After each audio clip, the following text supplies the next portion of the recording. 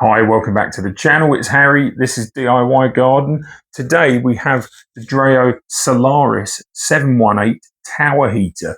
Look at this thing. It's big. It's impressive looking. I don't know, looks halfway between a cheese grater and a new skyscraper about to be put up in the city of London. What do you think? What a handsome thing. It's not just good to look at, easy to use, plenty of different ways to control it. I'll chuck in some shots of the control on the top. It's right up on the top, nice and easy to get at. The other way to control it is with this handsome black remote control. Minimalist, got all the features on it. Now, this is not a smart heater. This doesn't connect up to the Dreo app, doesn't have voice control, but what it does have, 5 different levels of heating.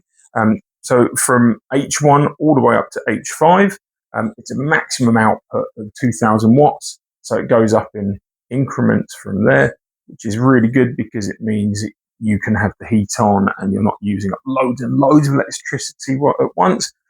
But what it does do is it pushes the heat out right from the very top to the very bottom, which is nice because you're getting a nice warm curtain of air. And would you believe it? It's currently running. Okay, it's only on H1. It's on the lowest heat setting, lowest fan setting.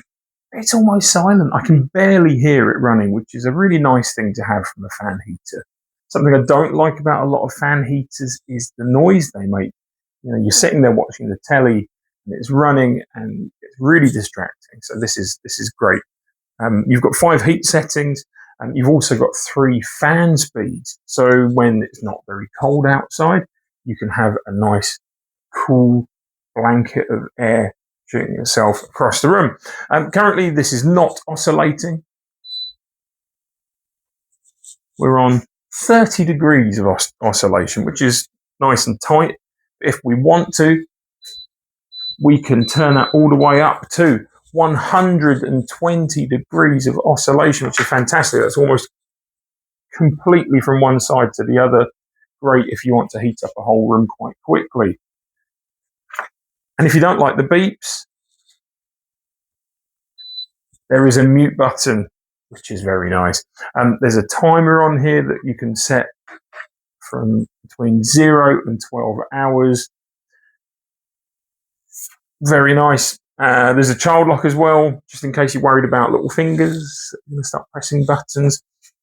But what this does have as well is an eco mode. So instead of setting H1 to 5, you set the temperature that you want. And what it does is it will run the fan on the most efficient speed in order to meet the temperature that you've targeted on there, which is nice. And then what will happen is when it reaches that target, it will switch itself off.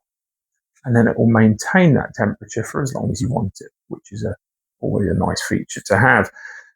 But then what it does have on there as well, not sure how easy this is to see, but it's actually a very nice little indicator that you get right on the top. I'll get some more shots of it. There's a little ring, and it tells you what the ambient temperature is. Now, the ambient temperature is the temperature in the room before you turned it on.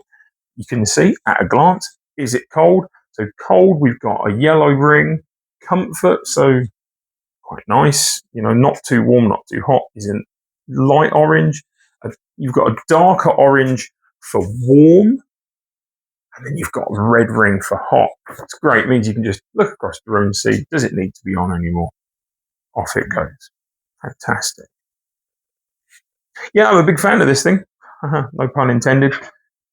Easy to use via the buttons on top or via the remote. There's a carry handle on the back, and underneath as well, you get plenty of power cable. You can coil it up inside, so you can stow this away quite neatly in the corner. We're going to have a full review of this available on DIYgarden.co.uk. But otherwise, I'm just going to enjoy my giant fan.